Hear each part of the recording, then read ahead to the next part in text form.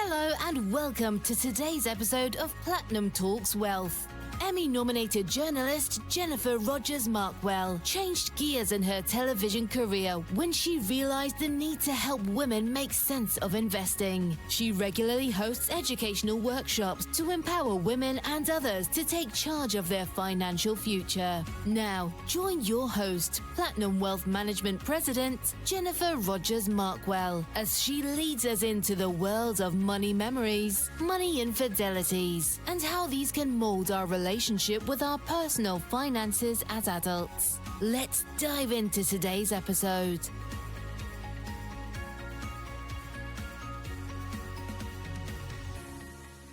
Hi, and thanks for joining us on the Platinum Talks Wealth podcast. It's Jennifer Rogers Markwell, and today I'm joined by Will Shaw. Will, thank you for making time. Yeah, absolutely. Thanks for having me.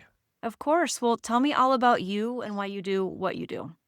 Yeah, I have a windy road to where I'm at now, but long story short is I run an M&A firm focused on professional services and industrial services. So tell me more about that windy road. We've got plenty of time. Where did you start? How did you get here? What did that look like for you? Yeah, so I jokingly call myself kind of the dumb jock of every call. So my career started in professional football. Was fortunate enough to play a few years, kind of have a cup of coffee in the NFL with the Steelers and the Eagles. And then got, like most players, got injured and kind of reinvented myself in the tech space because I had a brilliant idea. My wife worked at a tech company. I was like, I'll just drive to work with my wife every day. And so that's how I ended up at a tech company and ended up was there for a little bit, kind of learned the tools of the trade and started a tech-enabled services company. And that parlayed into a software company in the insurance space. And that went pretty well. We went through a couple rounds of funding and ended up selling that to a strategic and then eventually a private equity company. And that's kind of how I got into the M&A space eventually. So this wasn't something that you were little and you're like, that's what I'm going to do when I grow up. No. My two career paths were either, honestly football or the military. I come from a military family. Those were kind of my two outcomes. And then through a random turn of events, I ended up at junior college because I got injured and figured it was either football or a firefighter at that point. So that I never had any, envision of being a tech person or in the, kind of the financial markets or anything like that. It seems like there's a lot of football folks who, like you had said, that do that, live their, dream, but unfortunately get injured somewhere along the line and then end up in these very interesting career paths. Yeah, it is interesting. I think it's like 60% of former football players either end up back in football or either as a coach or somewhere or as a police officer. It's 60% go that route. And then the other 40% we get distributed across. We have no idea what we're doing and we're just trying to figure out life. And it's, as much as football kind of was a good foundation, and how I looked at life and what it taught me, obviously. And, I think it was very fortunate to be in that position at 21, 22 years old and kind of how that mentality shapes your life and how you look at life.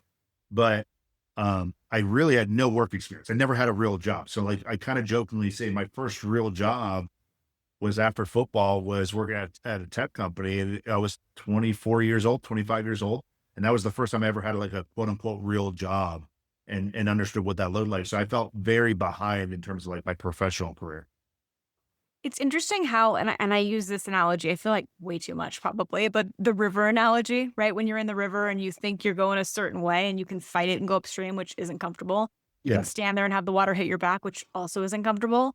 Or you can kind of go with it and it unfolds in a different place than you ever would have imagined for yourself. Like for me, I worked in TV, right? I did that for 20 years and I thought I'd always live in that realm somehow, like you had said, behind the scenes, in front of the camera, whatever, like doing something, right?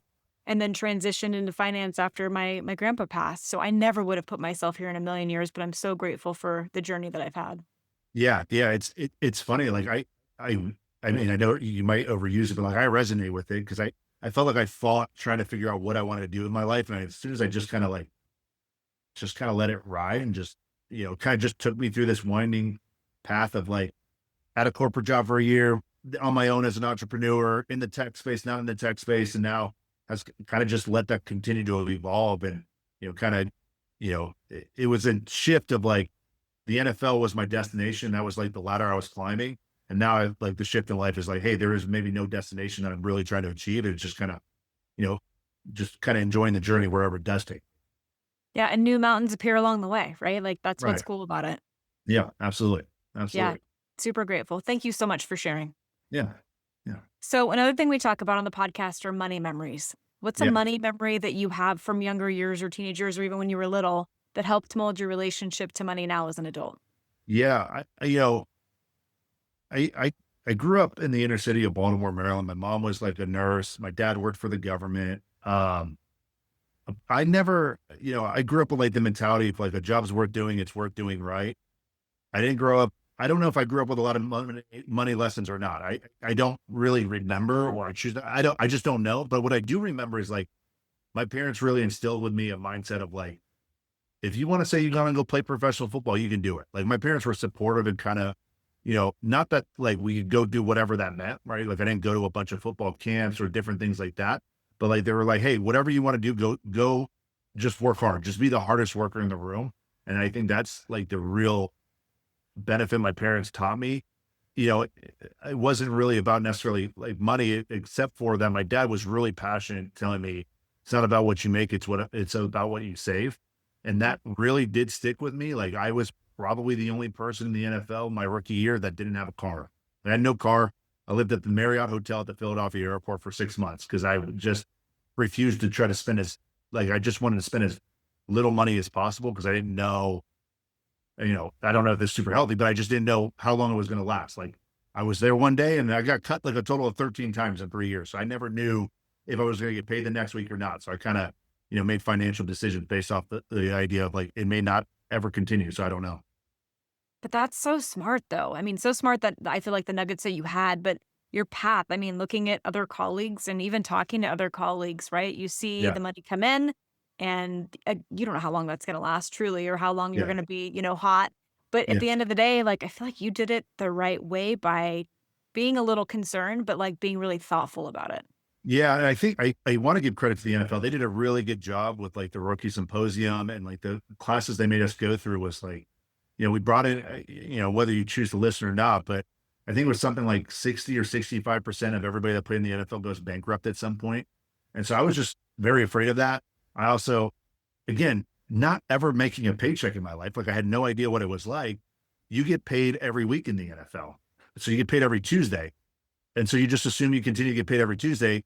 Well, the paychecks stop coming if there's no game. So if you don't, once the season's over, there's no paycheck again until you get some stipends till minicamp. camp. So a lot of guys would basically run out of money because their lifestyle is based off a paycheck coming in every Tuesday. But you're going to go 5 months without that paycheck. And really you're going to go until the season starts till you get that type of paycheck again. So I was just very cautious because I tried to pay attention and I just felt like, again, as a guy that I wasn't a first round pick, I was undrafted and I was just very conservative in the idea of like, I can get cut at any time. And I did, I got cut all the time. And sometimes on Monday before the paycheck hits on Tuesday, which was unfortunate. And so, I tried to save as much as I tried to save as much as I humanly possibly could. And what a great lesson for your family too, right? Like Yeah. I'm assuming you're instilling that in kids too. Yeah. Yeah, absolutely. I mean, that gets into a whole nother set of things. Like, how do I teach my kids, money essentially? And I still don't know that I know the answer to that, but,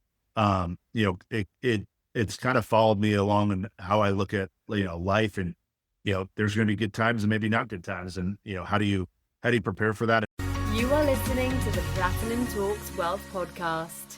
Hey, it's Jennifer. I wanted to take a quick break to remind you that you are worthy to have a seat at the table when it comes to money and your finances. We, both me and my team at Platinum Wealth Management, want to meet you where you are, whether you're starting out, starting over, or have been investing for years. Reach out to us at platinumwealth.net or call us at 775-717-0001. We'd be honored to help. And now, back to the podcast.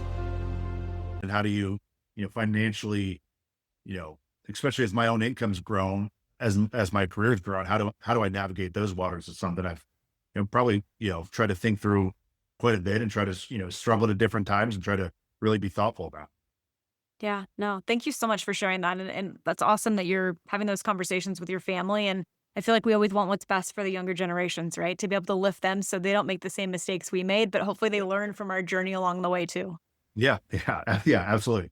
Absolutely. I feel like that's a good rule of thumb, right? Is like you want your, the next generation to be better off than you were. So it's like how can I instill A, what I have, but B, the knowledge I've learned to up level what they have. Totally, totally. So another thing we talk through are financial infidelities, which can be a big, scary, hairy topic for a lot of folks. Yeah. What's a financial infidelity that you've experienced or that you've witnessed that you think other people could learn or live by? So yeah, no, it's a really good question. And a little bit of background to my answer here is going to be I met my wife in high school, and my wife's originally from France. She's an immigrant, came here with nothing. My wife is the most frugal person I know. Like she just wouldn't, spend money at all. And I'm the exact like, even though I did do a good job of saving, like I can be very impulsive. I mean, there's pros and cons of being a football player, but like one of the personality traits is like you can be impulsive. I ran through people for a living. It's, kind of in my mindset that way. But one of the things, so I say that because I never had my own bank account. I had a bank account with my mom. And then as I was coming out of high school, going to college, I had that account. My wife and I got married young. So by the time I made it to the NFL, I had a joint bank account with my wife. So it was very easy, I think, to have like kind of checks and balances on like how, here's our budget, here's how we're spending money. But then as I became an entrepreneur, I think I got in a bad habit of like treating my business as like my own private slush fund of like, or hey, we can just get a car. I'll tuck it in the business. It's not a big deal. I'm going to make this investment. It's not a big deal. Again, it's not affecting our personal income. And then like I did that for a while. I read a book that was really helpful for me because it really simplified my finances called Profit First. It really helped me like mentally kind of keep proper checks and balances and like bring my wife into my business that had, it has evolved into multiple businesses of like, all right, here's all of the income. I can't just treat it like a slush fund anymore because I started looking back and I'm like, we were making good money, but I'm not saving enough. I'm not investing enough. There's not enough accountability of like, hey, just because we have it doesn't mean I should spend it this way. And so I was able to start putting checks and balances in. So like, I think I got into this rut of like creating treating my business as like a slush fund of like, I can just spend it because it's not affecting my personal income instead of, all right, how can we be really intelligent about this so that, maybe we are preparing for, retirement. Maybe we are making strategic investments, but then maybe there is also additional income we can bring into our household to do the things that we want to do, like take trips or, buy an investment property that we can double use as a cabin to get out of the Arizona summers, whatever it might be. You bring up a really solid point. First off, love that book. That's a great book. But working on the business and in the business are two totally separate things, right? So it's easy for that fine line to become a little gray of what that looks like. But it sounds like you have a fantastic partner in your wife to be able to help you kind of navigate that too. Yeah, I think it just gets an accountability. Like if as most things in my life, if I'm left to do it myself, I just will make mistakes and there's no checks and balances. So I think like having the person I trust more than anybody in this world be able to say, all right, like you need to be involved in like how we look at this. Here's how I'd like to do it. But that keeps it, that I think that keeps like, it's like the accountability partner. And I think we talk a lot about that in business, but to be able to have that at the financial end in business where somebody can see everything is ultimate accountability because I can't hide, the couple $1,000 purchase for us to go on this trip, even though we want to do it, that should be out in the open. I'm not just slushing it away on the Amex because it just gets covered by some other, income. Like we can make strategic decisions. And so it's ultimate accountability is how I kind of look at it. Well, and to have that with your spouse is amazing, right? To be able to have that communication, not only in your business, but that's amazing too, but to have it completely in your personal life as well. Like there's a lot of folks that hide spending or hide different things, right? But to be able to have that really open, clear, concise communication with your partner, it's the best. Yeah. It makes, I mean, at least from my viewpoint, it's made my life significantly easier. And I know people that don't have that. I'm like, that just sounds stressful to me. Yeah, yeah. I It's have that it's too with hard. my husband, and he's fantastic, but it's nice to be able to bounce ideas off of him, have Yeah. the communication, right? And to be on the same page with somebody who's your life partner, but then also is like supporting you in different directions. Yeah. I got the advice early on. I agree because like I'm a verbal processor. So my wife like starts like banging on the door essentially if I stop talking to her about like what's going on in business or how my day was and stuff like that. Cause it's really easy to do that, right? Like I've got now 3 kids at home. I have a 5-week-old. So it's like really easy to come home and the priority at the end of the day or the end of the week is not what's going on at work. It's like my 3 kids. But she'll start knocking on the door very fast if I stop talking about business. Cause then she's like, it's like her spidey senses go off of like, hey, what's going on? You need to verbally decompress. Like what's, like, let's talk through it. And so that's, somebody gave me the advice, like, you can't run a successful business and not have a successful marriage at home.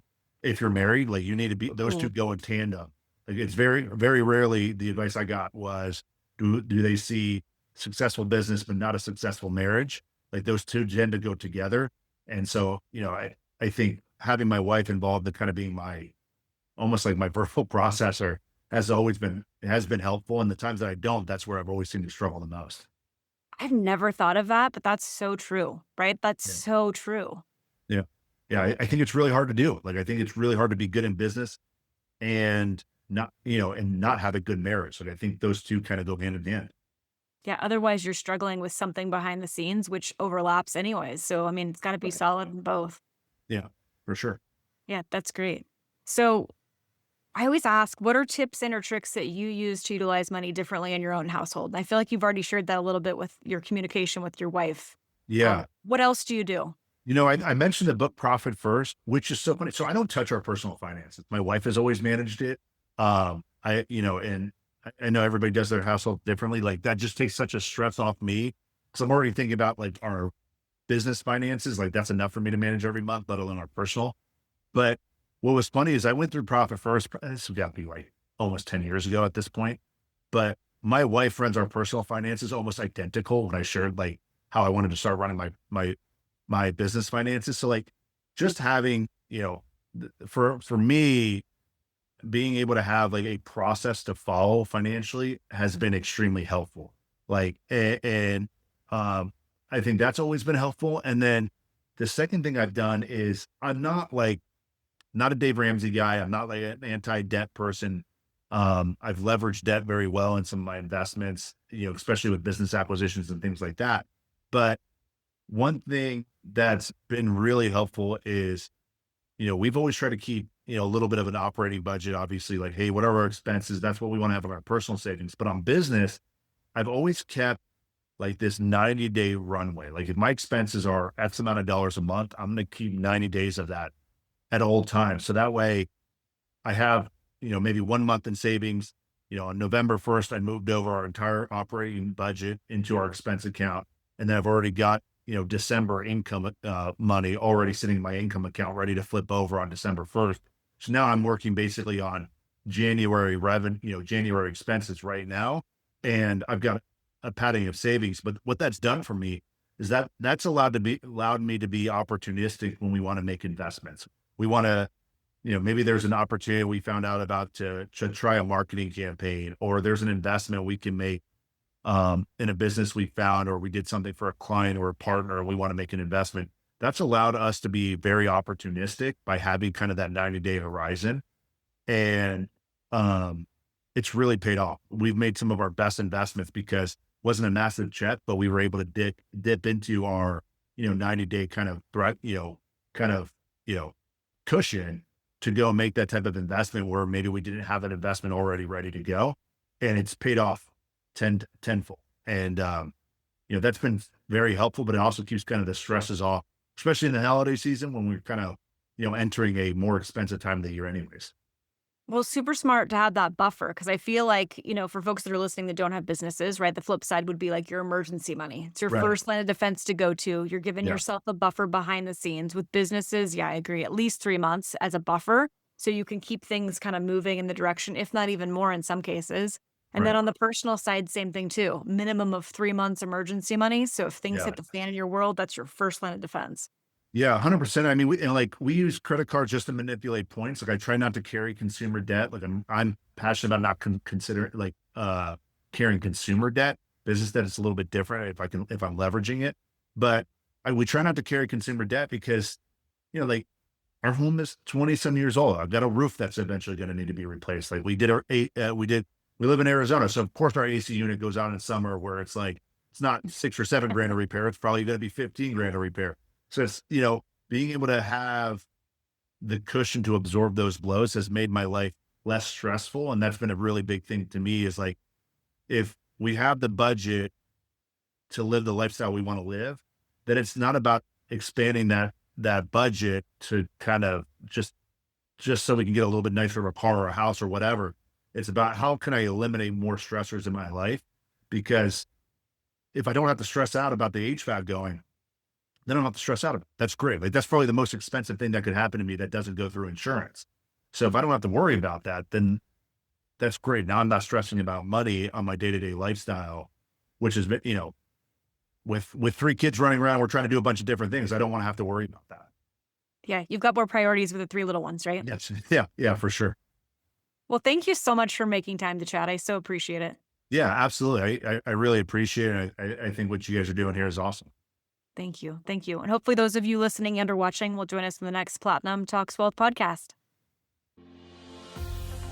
If you enjoyed today's podcast, Platinum Talks Wealth, please subscribe and share. For more information about Jennifer Rogers Markwell or Platinum Wealth Management, please visit www.platinumwealth.net. Securities and advisory services offered through LPL Financial, a registered investment advisor, member of FINRA and SIPC. The opinions voiced in this podcast are for general information only and are not intended to provide specific advice or recommendations for any individual. To determine which strategies or investments may be suitable for you, consult the appropriate qualified professional prior to making a decision. The guest speakers and their companies are not affiliated with or endorsed by LPL Financial or Platinum Wealth Management.